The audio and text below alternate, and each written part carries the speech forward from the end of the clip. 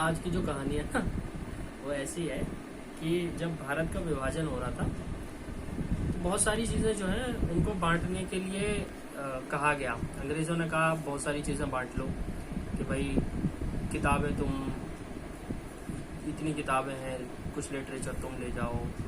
हर चीज़ का मतलब बंटवारा हो रहा था कुल मिला के। तो ये हुआ कि 2/3 भारत के हिस्से में आ रहा था और 1/3 पाकिस्तान के हिस्से में आ रहा था। शराब ऐसी चीज़ थी जैसे पाकिस्तानियों ने नहीं लिया, क्योंकि इस्लाम में जो है शराब हराम होती है। सबसे बड़ा संकट था भारतीय सेना में जो लोग होते हैं उनके साथ में, क्योंकि जब तक वो अंग्रेज़ों के साथ थे तब तक वो एक ही सेना में थे। लेकिन जब देश का बंटवारा हुआ तो उस वक्त जो सैनिक थे उनको ये कहा जाता था कि आप एक फॉर्म भरिए। जब बंटवारा हो रहा था आप एक फॉर्म भरिए और इस फॉर्म में हमें बताइए भर करके कि आप पाकिस्तान की आर्मी में जाना चाहते हैं या इंडिया की आर्मी में जाना चाहते हैं। ऐसा ही एक शख्स था याकूब खान।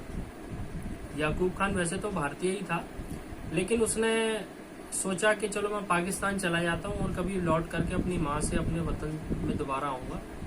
लेकिन ऐसा कभी हुआ नहीं कि वो वापस भारत आ पाया।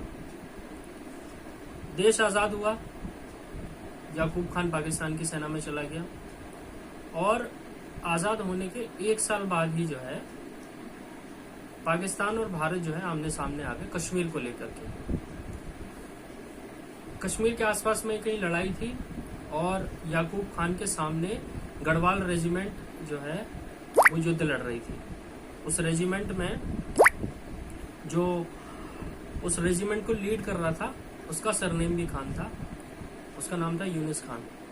और आपको जान के आश्चर्य होगा कि यूनिस खान उसी याकूब खान का सगा भाई था, बड़ा भाई था। जो 2 भाई पहले एक ही सेना में थे वो विभाजन के बाद अलग अलग सेनाओं में चले गए और पहली ही लड़ाई उन्होंने एक दूसरे के खिलाफ लड़ी थी। तो विभाजन का ये अपनी कहानी है और अपना दर्द है जो बहुत सारे लोगों ने कहा, बहुत सारे लोगों ने नहीं भी कहा, लेकिन कुछ कहानियां हैं जो हमेशा के लिए अमर है।